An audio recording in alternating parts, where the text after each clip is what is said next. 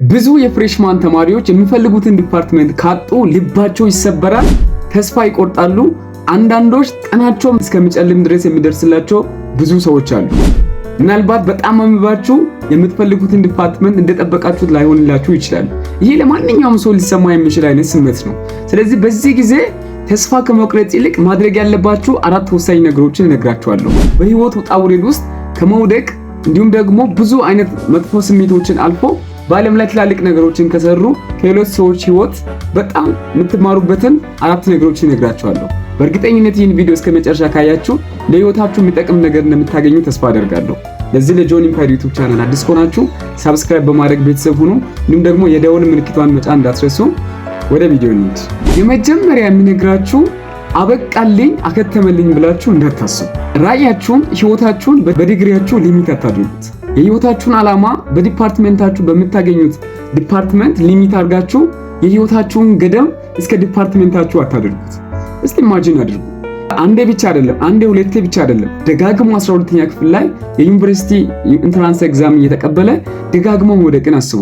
እንዲሁም ደግሞ በተለያዩ ካምፓኒዎች ለመቀጠር በተለያየ ጊዜ ማመልከቻ ያስገባና ከሱ ጋር የሄዱት ጓደኞች ሁሉ ሲገቡ እሱ ብቻ ወደ ኋላ ይቀራል። ሃርቫርድ ዩኒቨርሲቲ ለመግባት ደጋግሞ ብዙ ጊዜ ሞከረ። እንዲሁም ደግሞ የሱ ጓደኞች ከሱ ጋር የነበሩት ሁሉ አልፎ እሱ ብቻ ወደ ኋላ ቀረ። መምህር ለመሆን ኮሌጅ ተመዘገበ፣ እዛም ደግሞ ለመግባት ተወዳደረ፣ እሱ ብቻ ቀረ። KFC ካምፓኒ የሚባል አለ፣ ከንታይ ፍራይድ ቺከን የሚባል ካምፓኒ። የዛ ካምፓኒ ውስጥ ለመግባት ብዙ ጊዜ ደጋግሞ አፕላይ ያደረገ፣ ማመልከቻ ያስገባ፣ አሁንም ወደ ኋላ ቀረ፣ አልተሳካለትም። ነገር ግን እነዚህን ሁሉ ከባድ ጊዜያቶችን አልፎ ተስፋ ሳይቆርጥ አስቡት፣ ይሄን ሁሉን ጊዜ አልፎ ተስፋ ሳይቆርጥ አሊባባ የሚባለውን ትልቁን ካምፓኒ ቢልድ አድርጓል። ሁላችሁም የምታውቁት ጃክማ ነው። ይህ የጃክማ ታሪክ ነው። ጃክማ በህይወት አጋጣሚ ብዙ ጊዜ ወድቋል። ሌሎች ሁሉ ከሱ ጋር የሄዱት ሲሳካላቸው ሲሄዱ፣ እሱ ግን ወደ ኋላ ቀርቷል። ነገር ግን ተስፋ ሳይቆርጥ ያንን ሪጀክሽን ሁሉ ነገር አልፎ እነዚያን ከባዱን ጊዜያቶች የህይወት ጨለማ ጊዜያቶችን አልፎ በዓለማችን ትልቁን የኢኮመርስ ካምፓኒ ገንብቷል። አሁን በስሩ በጣም ብዙ ሰራተኞችን ቀጥሮ በቻይና ሀገር ላይ በጣም ትልቁ ካምፓኒ ነው አሊባባ የሚባለው ካምፓኒ። ይህ በዓለማችን በጣም ትልቁ ካምፓኒ ነው። አስባችሁት? በነዛ በውድቀቶች ላይ እሱ እጅ ሰጥቶ ወደ ኋላ ቢመለስ ይህን ትልቁን ካምፓኒ በዓለም ላይ ቢልድ አያደርግም ነበር ማለት ነው። ዓለም ላይ ካሉ ትላልቅ መልታይ ቢሊዮነሮች ይህ ባለጸጋ አንዱ ነው። እስቲ አስቡት፣ ያኔ ተስፋ ቆርጦ ቢያቆም፣ መሞከሩን ቢያቆም፣ በቃ ህይወት አለቀልኝ ብሎ ቢያስብ ይህንን ትልቁ ነገር ቢልድ አያደርግም ነበር። ነገር ግን ወደፊት ቀጠለ፣ ወድቆ አልቀረም፣ መሞከር ቀጠለ። ከዛ በኋላ አሜሪካ ውስጥ ኔትወርክ እንዳለ ስለ ኢንተርኔት ሰማ። ቻይና ውስጥ ይህን ነገር ለምንድን ነው ቢልድ ማላደርገው ብሎ ኢኮመርስ ገነባ። ትናንሽ ቢዝነሶችን በኦንላይን ሽያጭ የሚያደርጉበትን አሊባባ የሚባል ዌብሳይት ከፈተ። ከዛ በኋላ ብዙ አመት ለፋ። ከብዙ አመት በኋላ ከብዙ ውድቀት በኋላ ተስፋ ባለመቁረጥ ዛሬ በዓለማችን ትልቁን ካምፓኒ ቢልድ አድርጓል። ስለዚህ ከዚህ ሰውዬ ህይወት የምንማረው ነገር ምንድነው? በህይወት ላይ የውድቀት ጊዜ የሚመስሉ የጨለማ ጊዜ የሚመስሉ ብዙ ጊዜያቶች አሉ። ነገር ግን ለነዚያ ጊዜያቶቻችን እጅ መስጠት የለብንም። ወደፊት መቀጠል ነው ያለብን። አበቃልኝ አከተመልኝ ብሎ እሱ ቢያስብ ይህንን ትልቁን ካምፓኒ ቢልድ አያደርግም ነበር። ስለዚህ ፈጣሪን ይዞ ወደፊት መቀጠል ነው። እጅ ሰጥታችሁ አበቃልኝ ብላችሁ እንዳታስቡ። ራዕያችሁ ከትምህርታችሁ በላይ ነው። አሰባችሁ ያኔ እሱ መምህራን ኮሌጅ ተቀጥሮ ቢገባ እስከረስ መምህር ሆኖ በዛ ይቀር ነበር። ነገር ግን ወደቀ፣ ሌላ የህይወት አጋጣሚ ሞከረ፣ አሁንም ቀጠለ፣ ሌላ ትልቅ ነገር ቢልድ የራሱ ነገር አደረገ ማለት ነው። ስለዚህ በዲፓርትመንታችሁ ቢልድ እንዳታደርጉ። በመቀጠር ሜንታሊቲ ብቻ ቤተሰቦቼ ይሄን እንዳገኝ ፈልገውኝ እኔ አጣውኝ እንዲህ ደሞዝ እንድከፈልልኝ እንዲህ ይሄን ደሞዝ አገኝ ነበር እንዲህ ብላችሁ ራሳችሁን በትንሽ ነገር ሊሚት እንዳታደርጉ። ፖቴንሻላችሁን አቅማችሁን በትንሽ ነገር ሊሚት እንዳታደርጉ። ስለዚህ አበቃልኝ አከተመልኝ እንዳትሉ። ይህ ስሜት ለማንም ሰው ይሰማል፣ ከባዱ ስሜት ነው። ነገር ግን ለዚህ ስሜት እጅ ከሰጣችሁ ያላችሁ አማራጭ መቅረት ነው፣ ወድቆ መቅረት ነው። እጅ እንዳትሰጡ። የህይወታችሁ እድል ታገኙት ከነበረው ዲፓርትመንትን በላይ እንደሆነ ያስቡት። ሌሎችን ነገሮችን አስቡት። ስለዚህ እጅ እንዳትሰጡ፣ አበቃልኝ ብላችሁ እንዳታስቡት። የሀገሬ ልጆች የመረኝ ነው፣ ይህን ነገር ከልቤ ነው የምነግራችሁ። ስለዚህ እጅ እንዳትሰጡ፣ እንዳትሸነፉ፣ ወደፊት ቀጥሉ። ይህ ብቻ አይደለም። ኮሎኔል ሳንደርስ የሚባሉን የኬኤፍሲ ካምፓኒ ባለቤት ካወቃችሁ እስከ 65 ዓመቱ ድረስ he was nothing ምንም አልነበረው፣ ድሃ ነበር፣ ዜሮ ብር ነበረው።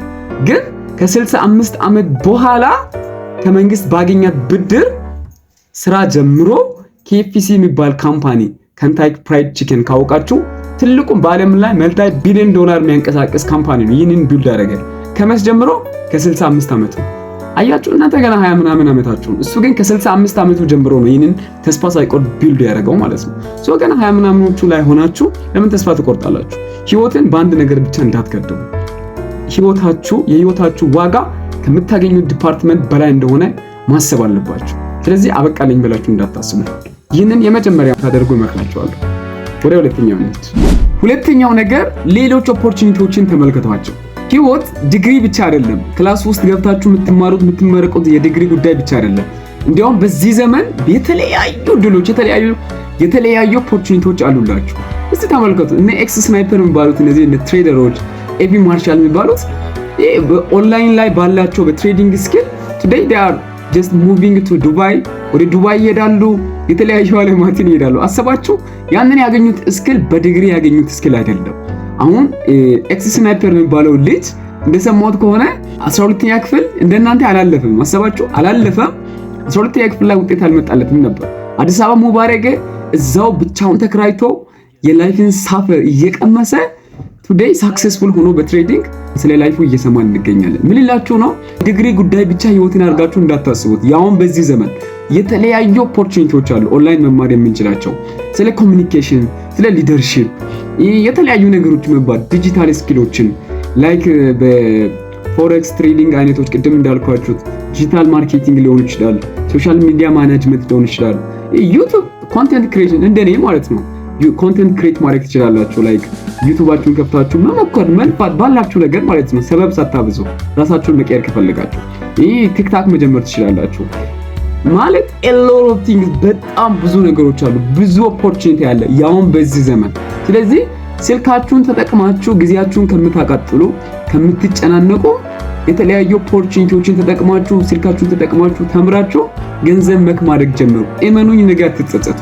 እንኳን እግዚአብሔር ቀድሞ አሰበልኝ ብላችሁ እግዚአብሔርን ታመሰግናላችሁ። ስለዚህ በቃ እንዳይጨልምላችሁ፣ ቀናችሁ እንዳይጨልምላችሁ፣ በቃ አለቀልኝ እንዳትሉ። ስለዚህ የተለያዩ ኦፖርቹኒቲዎችን ተመልከቷቸው። ተስፋ እንዳትቆርጡ፣ የምሬን ተስፋ እንዳትቆርጡ። በምንም አይነት ሁኔታ አበቃልኝ በሀያዎቹ እያላችሁ አበቃልኝ እንዳትሉ። እናንተ በ65 እኮ ነው የሰውዬ ተስፋ ሳይቆርጥ ትልቅ ቢሊዮን ዶላር ካምፓኒ ቢልድ ያደረገው።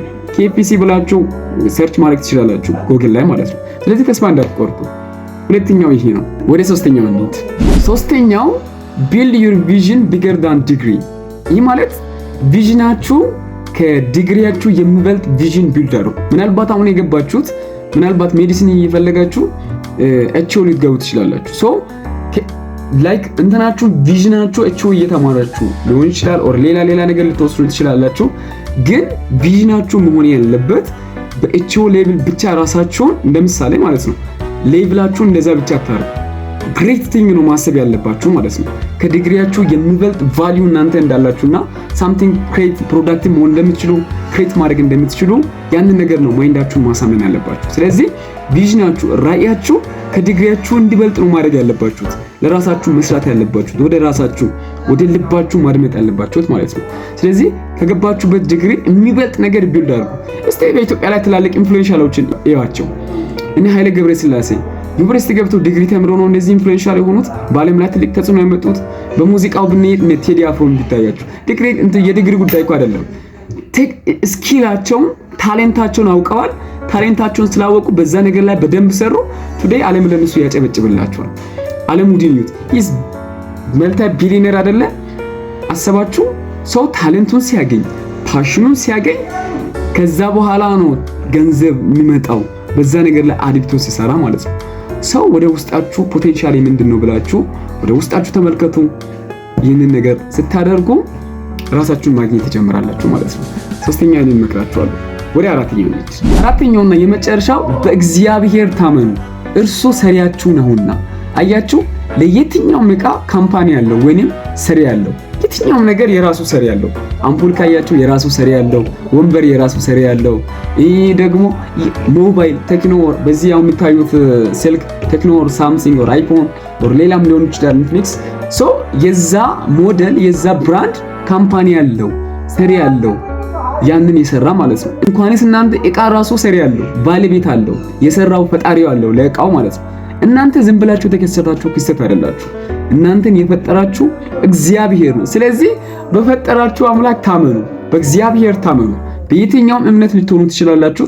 በምታምኑት አምላክ እመኑት፣ ወደሱ ተጠጉት። እሱ ሰሪያችሁ ስለሆነ ለምን እንደሰራችሁ ይነግራችኋል። መች ወደሱ ስትጠጉት ማለት ነው። እሱ እናንተን ሲሰራ አልተሳሳተም። ስለዚህ ወደሱ ስትቀርቡ ለምን እንደተፈጠራችሁ የፈጠራችሁን ምክንያት፣ ዴስቲኒያችሁን፣ አቅማችሁን፣ ፖቴንሻላችሁን እግዚአብሔር ይነግራችኋል ማለት ነው። ስለዚህ በዚህ በምትረበሹበት ጊዜ፣ በከባዱ ጊዜ፣ ህይወት በከበደ ጊዜ፣ ጨለም ያለ በመሰለ ጊዜ ወደ ሰው ወደ ሌላ አካል እንዳትሄዱ፣ ወደ እግዚአብሔር ቅረቡ። አንድ የመጽሐፍ ቅዱስ ክፍል አንብብላችሁ ሁሉም በጣም የሚገርመኝ ይህ የመጽሐፍ ቅዱስ ክፍል የሚገኘው አነብላችኋለሁ። ይህ የመጽሐፍ ቅዱስ ክፍል የሚገኘው በትንቢተ ኤርምያስ ምዕራፍ 1 ከቁጥር 4 ላይ እንደዚህ ይላል። የትኛውም ሃይማኖት ተከታይ ልትሆኑ ትችላላችሁ። ይህ ቃል ግን በጣም ይጠቅማችኋል፣ ይፈውሳችኋል፣ ልባችሁን ይፈውሳችኋል፣ ልባችሁንም ደግሞ ያጸናላችኋል። እንዲህ ይነበባል። ትንቢተ ኤርምያስ ምዕራፍ 1 ከቁጥር 4 እንደዚህ ይላል። የእግዚአብሔር ቃል ወደ እኔ እንዲህ ሲል መጣ። በሆዴ ሳልሰራ አውቀሃለሁ፣ ከማኅፀንም ሳትወጣ ቀድሼሃለሁ፣ ለአሕዛብ ነቢይ አድርጌሃለሁ። እኔም ወየው ጌታ እግዚአብሔር፣ እነሆ ብላቴና ነኝና እናገር ዘንድ አላውቅም አለ። አያችሁ፣ በዚህ ቦታ ላይ የእግዚአብሔር ቃል ወደ ኤርምያስ ሲመጣ እግዚአብሔር እሱ ከመወለዱ በፊት ቀድሞ እሱን እንደቀደሰው፣ ለስራው እንደመረጠው፣ ለምን እንደተወለደ እግዚአብሔር እንደሚያውቅ ይናገራል። አያችሁ፣ ኤርምያስ እግዚአብሔር እንዲህ ሲል ኤርምያስ ወዮ እግዚአብሔር ሆይ እኔ አልችልም ነው ያለው። እኔ አቅም የለኝም ብሎ እንዳወራን አንብበናል። እናገር ዘንድ አላውቅም ነው ያለው። እንደማይችል ነው ኤርምያስ አሰበው። ነገር ግን እግዚአብሔር የሱ ሰሪ ስለሆነ ለምን እንደፈጠረው ያውቃልና አቅም ነው የሰጠለት። በኋላ ስናነብ ኤርምያስን እንደበረታ እናያለን። በእስራኤልም ዘንድ ነቢይ ሆኖ እንደተሾመ ነው የምናየው ማለት ነው። ስለዚህ ምንድነው ይሄ ነገር የሚያስተውለው? ኤርምያስ አልችልም ነው ያለው። እናገር ዘንድ አቅም የለኝም ነው ያለው። እግዚአብሔር ግን መርጬሃለሁ ነው ያለው። ስለዚህ ልክ እግዚአብሔር ነው ወይስ ኤርምያስ ነው? ኤርምያስ አይደለም። ኤርምያስ አሁናዊ ሁኔታ ነው አይቷል። ብላቴና ነኝና እናገር ዘንድ አልችልም ነው ያለው። ስለዚህ ኤርምያስ አሁን ያለበትን ሁኔታ ነው ያየው። እግዚአብሔር ግን ነገ የሚደርስበትን ሁኔታ ነው ያየው። ነገ የሚደርስበትን ደስቲኒው ነው ያየው። ሁሌ እግዚአብሔር ልክ ነው። አያችሁ፣ እንደ ኤርምያስ ሐሳብ ቢሆን ኤርምያስ ትንሽ ሆኖ ይቀር ነበር። እግዚአብሔር ግን ለትልቅ ነገር ስለሾመው በነገስታት ፊት የሚቆም በእስራኤል ሕዝብ ዘንድ የሚቆም ሰው ነው ያደረገው። ስለዚህ ፈጣሪያችሁ በየትኛውም እምነት ሁኑ፣ ሙስሊም ሆናችሁ ክርስቲያን ሆናችሁ፣ ይሄ የሃይማኖት ጉዳይ ብቻ አይደለም። ወደ ፈጣሪያችሁ ወደ እግዚአብሔር ስትቀርቡ አያችሁ፣ እግዚአብሔር የእናንተን ደስቲኒ ያውቃል። የምሬን ይሄን ቃል ስናገር ለራሴም ጭምር ነው። ውስጤ በጣም ሐሴት እያደረገ ነው። እግዚአብሔር ለምን እንደሰራችሁ ያውቃል። ስለዚህ ወደ እግዚአብሔር ቅረቡ። ወደ የትም እንዳትሄዱ። በቃ ወደ ሶሻል ሚዲያ ኦር ምናምን ዲስካሬጅድ እንዳትሆኑ። እመኑኝ፣ እግዚአብሔር ለምን እንደሰራችሁ ያውቃል። ለኤርምያስ የነገረው እግዚአብሔር ይህን ቃል ነው። ይህን ቃል በደንብ አንብቡት። እግዚአብሔር ይመስገን። ስለዚህ በዚህ እንድትጽናኑ እንፈልጋለሁ። ተስፋ እንዳትቆርጡ። ብዙ ኦፖርቹኒቲዎች አሉ። በእግዚአብሔር ታመኑ። ራእያችሁ፣ አቅማችሁ ከዲግሪያችሁ በላይ እንደሆነ ያስቡ። በ4 እና በ5 ዓመት ትምህርት ራሳችሁን እንዳትገድቡ። እናንተ ከዛ በላይ ማድረግ ትችላላችሁ። ይህ ሐሳብ በጣም እንደጠቀማችሁ እርግጠኛ ነኝ። ተስፋ አደርጋለሁ። እንደምትበረቱ፣ ኃይላችሁ እንደገና እንደምታደስ፣ በጥንካሬ እንደምትሄዱ ተስፋ አደርጋለሁ። ከጠቀማችሁ ደግሞ ኮሜንት ማስቀመጥ እንዳትረሱ። ለሌሎችም ሼር አድርጉ። በርቱ። እንዲሁም ደግሞ ቴሌግራም ቻናሌን ጆይን ማድረግ ትችላላችሁ። ሰብስክራይብ ካላደረጋችሁ ሰብስክራይብ አድርጉ። ሌላ ጊዜ እንዲሰራላችሁ የምትፈልጉትን የትኛውንም ሐሳብ ኮሜንት ላይ አስቀምጡ፣ ሰራላችኋለሁ። በየትኛውም ጉዳይ ኢቭን በገባችሁበት ዲፓርትመንት ሊሆን ይችላል፣ በሌላም ነገር እንዲሰራላችሁ የምትፈልጉትን ኮሜንት ላይ አስቀምጡ። ሌላ ጊዜ እስክንገናኝ ቸር ሰንብቱ። እወዳችኋለሁ። እስከ መጨረሻ ስላያችሁኝ በጣም አመሰግናለሁ። ባይ ባይ። ሌላ ጊዜ እንገናኝ።